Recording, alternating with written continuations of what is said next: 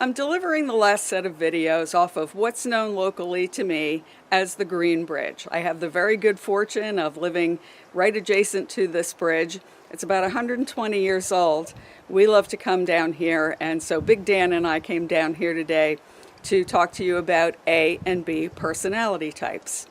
Through watching this video and taking the bonus quiz, you can earn up to 50 points above and beyond the 1,000 points you could have already earned in COM 100.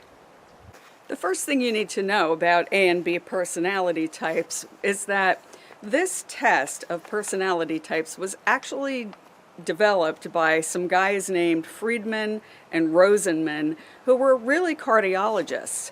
They developed the test to determine whether you had a predisposition to having a heart attack based on the way your personality was.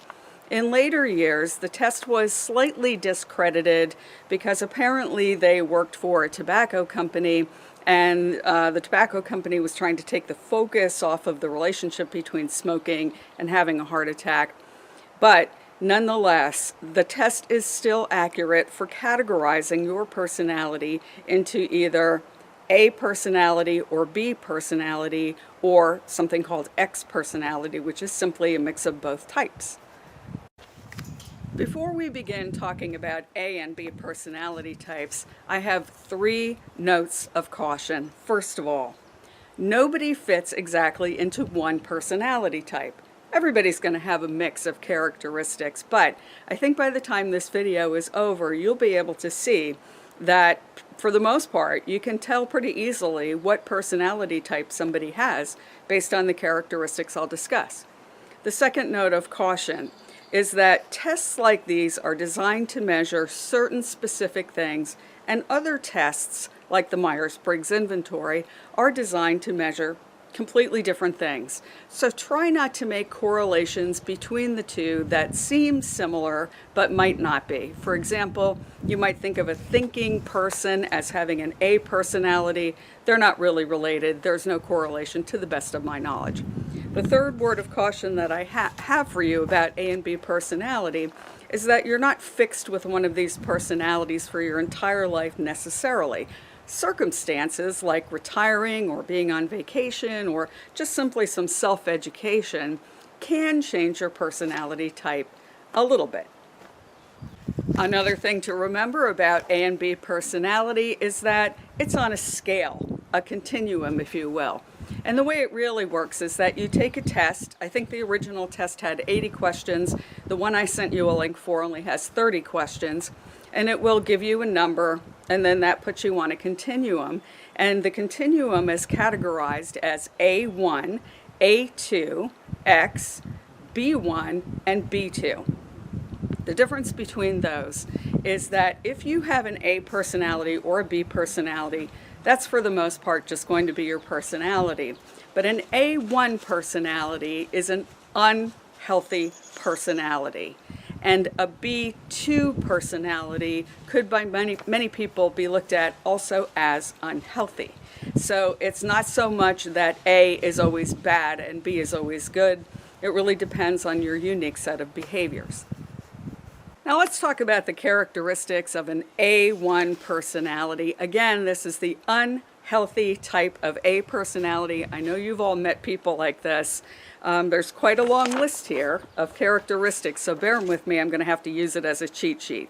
First of all, the A personality is typically very hard driven. They are overachievers. If you know somebody who you consider to be a workaholic, guaranteed it's an A personality. They are extremely time-oriented. They wish there were more hours in the day that they could get things done. They always put way too many things on their list for the day and then get frustrated if they can't cross everything off of the list. They hate standing in lines for this reason. So the A personality is very impatient. And this will come out non-verbally in kind of an interesting way. If you're in the grocery store line, let's say, with an A personality behind you, and something goes wrong, you're going to hear this. It's a little bit rude. They don't mean it to be rude, but they do sigh a lot. They have a tendency to have a very tense smile as well. So it would be like this. rather than like this with a lot of teeth, real super relaxed looking. They can be aggressive. They can, if you ever see somebody who's speaking and they're pounding their fist quite a bit, or telling a story and they have a clenched fist, that's an A personality right there, because they have tendency to seem like they're a little bit angry. They're quite fidgety. They might sit on the end of their chair. If you know somebody who taps their pen quite a bit or bounces their knee up and down or something like that, excellent chance that's an A personality as well. They gesture a lot, and this next one I think is very interesting. They like to explore their surroundings. So I know this is true of myself. If I go over to a friend's house, I've never been there before, I'm very likely to get up and like walk around and look at their stuff and ask them questions about their stuff. My husband, a B personality, would never do that. It's not like I'm going to go rifling through their medicine cabinet or anything like that. But I'm going to ask them about all their family pictures and anything that's in a cabinet, or, something I can see that I think is interesting. Also, A personalities can be a little bit hostile. They can be quite volatile. So if you know somebody who you would consider to be kind of a ticking time bomb type, like they just explode sometimes, that's definitely an A1 personality, the, again, unhealthy A personality. They will relive stories. So let's say you had a confrontation with a professor. You're going to go home and tell your roommate about that, and when you're telling it, you'll relive the emotions exactly like when it happened. A B personality is not very likely to do that. A personalities are not typically looked at as very good listeners. They will interrupt you a lot because everything is like pushing the time, right? You're taking too long to make your point. I'm going to let you know that. I'm going to interrupt you. I'm probably not even listening to you anyway, because they don't really have necessarily the best communication skills. They will, if you interrupt them, an A personality will very often bring the conversation back to what he or she was talking about in the first place, because they've just got to meet that goal of getting out there whatever it was they wanted to say. A B personality isn't likely to do that. They are in many ways preoccupied with status, and competition is very important to them. Winning is very important to them. And this is really funny because I never realized this was an A personality characteristic, but people with an A personality will often invent competitions where there is none. And I know I do that, and I do it as more of just kind of like a joke, but I do it, I admit it. A personality also, they have a tendency to be a little bit self-critical. They are workaholics. They can be very controlling. They can be bullies if you have a real negative personality, and they hate being unproductive. Chances are they're going to have a great deal of difficulty relaxing, even on vacation. They're going to be checking their email all the time and, kind of keeping abreast of what's going on at work, very likely with that personality. And they don't have a very good work-life balance. Sexually, they can be somewhat aggressive and, interestingly, enjoy the chase more than the consummation. On the good side, type A personalities are usually put into positions of leadership because other people know that they're going to get things done. Now, that was the type A. Let's talk about the type A1, Let's talk about the type A2.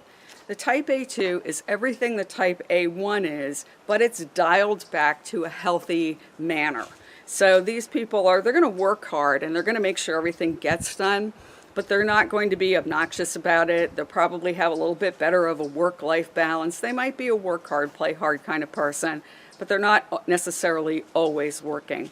They've got a little bit better of an ability to relax and let things go. They're a little bit less controlling. They're, quite frankly, a little bit more positive than the A1 personality, who will come across as being volatile and angry all the time. The A2 personality will come across as energetic and interested and wanting to achieve goals, but not at the expense of being a jerk to everybody. So the A1 personality might not be that pleasant to be around, but the A2 personality would probably be somebody that you would like. Now let's talk about the X's. There's not too much to say about these folks other than they test right in the middle of the A's and the B's, and they will often exhibit kind of a mix of characteristics of A and B, depending on the person and the situation. I have a very good friend I gave the test to. She turned out to be an X, and through the years, I've been able to observe that in some situations, she just goes over the top. In other situations, she's real laid back and, real flexible about things. So that's kind of interesting. All right, let's talk about the B personality. B personality can also be broken down into B1s and B2s. Let's talk about the B1 first. When you meet a B personality, you're going to feel relaxed. When you meet an A personality, especially an A1, you might not feel relaxed around that person because he or she is going to try to rush you through everything and might come across as wanting to control you and push you along and push you out of the way. But a B personality won't be like that. A B personality will be laid back. They'll look laid back.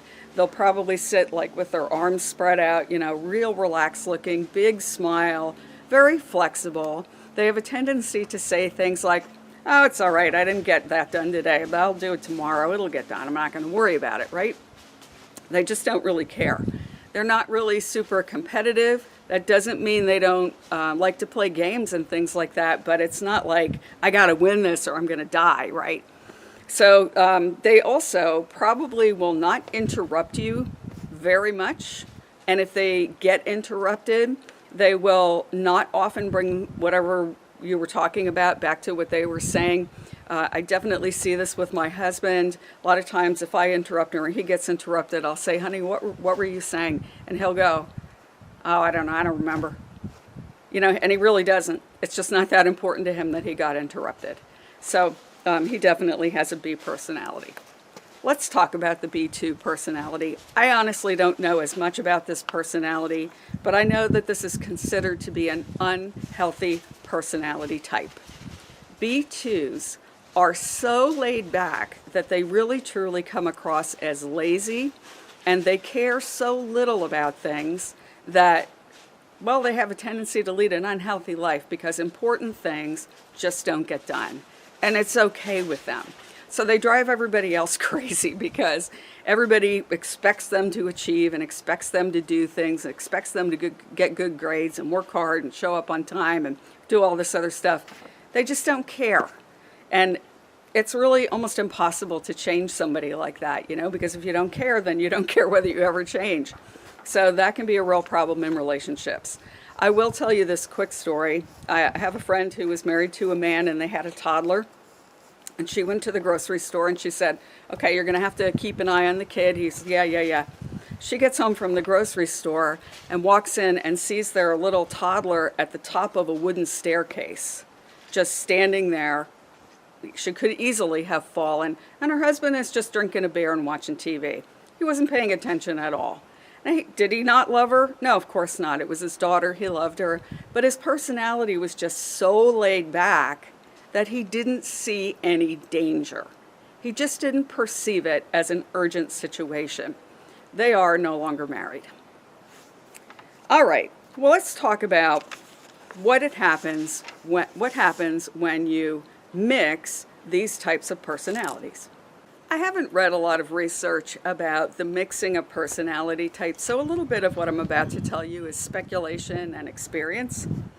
Here's what I would speculate. If you have two B2 personalities together in a relationship, they're going to be happy, but their lives might not necessarily be healthy because important things like paying bills and keeping a clean house that's sanitary or whatever, you might not get done with this type because they just don't care. And other people, especially people with A personalities, are going to look at them as leading an unhealthy life, probably be very worried about them because nothing that they perceive to be important is really getting done. If you have two B1s together, they probably will be healthy and happy. In an earlier video, you saw an interview with my niece and nephew, Shane and Sam. They are both B1 personalities. They lead a perfectly lovely life. They hardly ever fight. They are raising healthy children, and they seem to be very happy.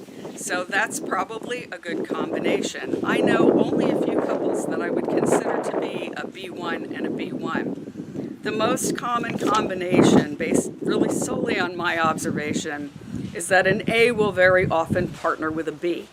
Now here's what happens. There's good things and bad things. In an A and a B coupling, the A personality will sometimes get frustrated with the B. Try to hurry that person along. They don't think they're goal-oriented enough. They don't think they're working hard enough or something like that. And it could be a little bit frustrating. But one of the good things is that the B personality will have a calming effect on the A personality. So it actually can work out to your benefit. One interesting thing about these personality types is that an A will get frustrated with a B, and an A will get frustrated with another A because A's are always frustrated.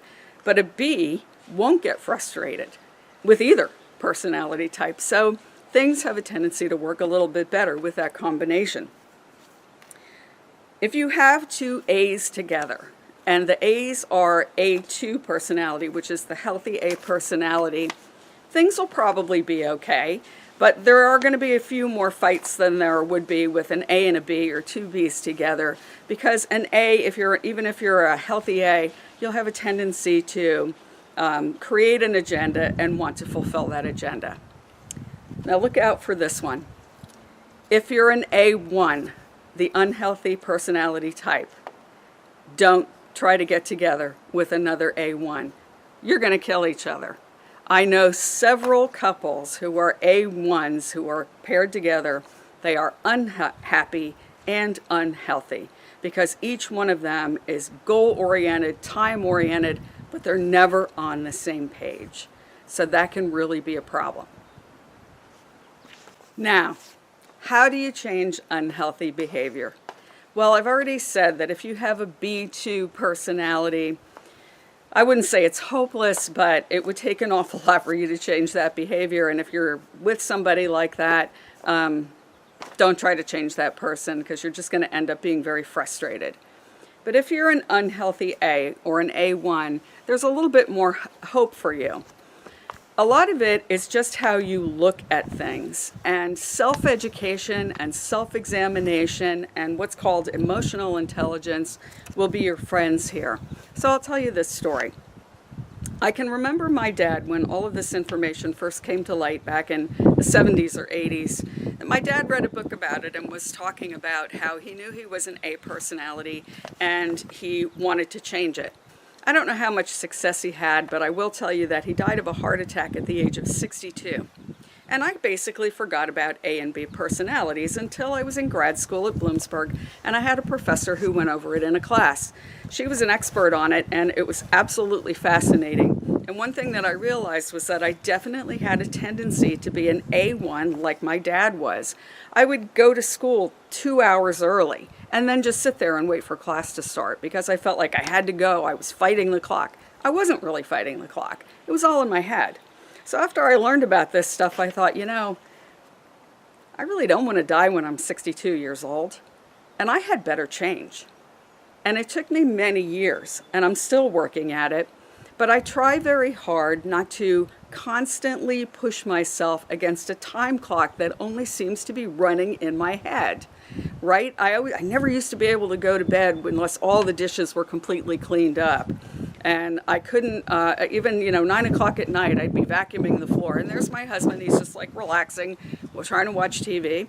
It was irritating to him and frustrating to me because, of course, as an A personality, I'm looking at him going, why isn't he helping me? Well, that's ridiculous. He just worked like a 16-hour day. So I was frustrating him, and I knew I had to change. Once again, the C word, change.